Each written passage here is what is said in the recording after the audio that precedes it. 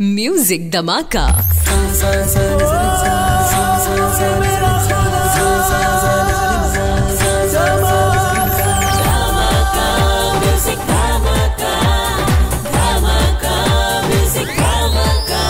Only on Radio Media Village.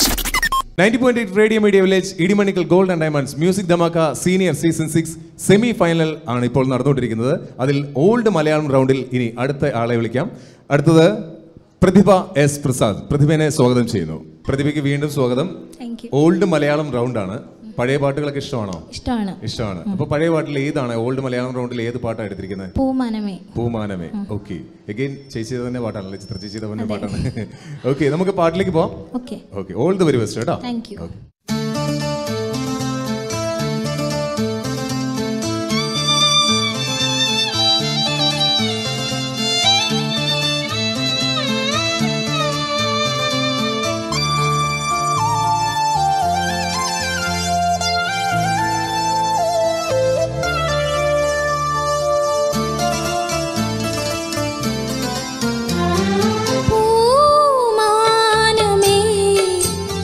ഒരു രാ